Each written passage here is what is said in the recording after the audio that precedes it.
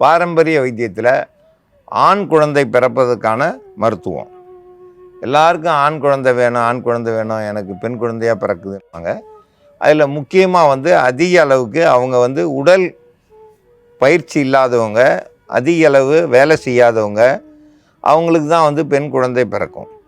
அதிக அளவு உடற்பயிற்சி எல்லாமே இருக்கணும், எல்லாமே நல்லா இருந்தால் கண்டிப்பாக ஆண் குழந்தை பிறக்கும். அதில் முக்கியமாக பன்னீர் ரோஜா, நன்னாரி வேர், அருகம்புல், வில்வ இலை, நாட்டு மாட்டு பால், மதனகாமப்பூ, இதெல்லாம் கூட்டா சேர்ந்து இப்போ மருந்து தயாரிக்க போகிறோம். ஆண் குழந்தை பிறக்கிறதுக்கான மருந்து தயாரிக்கும் முறையை பற்றி பார்க்கலாம். எல்லாருமே நிறைய ஆண் குழந்தைகள் பிறக்கிறதுக்குன்றதுக்கு அப்பப்போ ஒரு சில மருந்துகள், முக்கியமான மருந்துகள் சொல்லியிருக்கோம். அதில் இதுவும் ஒரு முக்கியமான மருந்து. பெண் குழந்தைகள் அதிகமாக பிறந்திருக்கிற வீட்டில் பார்த்தீங்கன்னாக்கா ரொம்பவுமே விரக்தி அடைஞ்சு போயிருப்பாங்க. ஒரு ஆண் குழந்தையாவது எனக்கு வேணும் அப்படின்னு சொல்லிட்டு நிறையா காசு பணம் செலவு பண்ணோம், கோயில் குளத்துக்கு போனோம், குழந்தை இல்லை, எனக்கு வாரிசு இல்லை அப்படின்னு சொல்லி நிறைய மக்கள் ஏக்கத்தில் இருக்காங்க.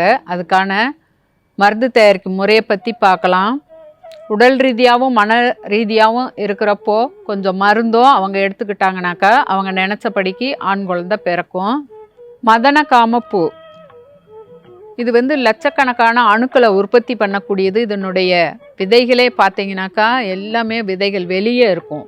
பொடியை அரைச்சி எடுத்து வச்சுருக்குறோம். மதனகாம பொடி, வில்வ இலை ஒரு கொத்து, அருகம்புல் ஒரு 10 கிராம், இது கூட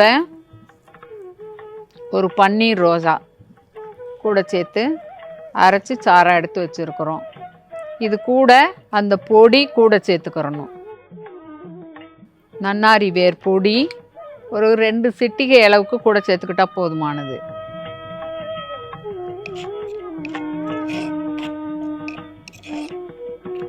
நாட்டு மாட்டு பால் 50 மில்லி கலந்துடணும்.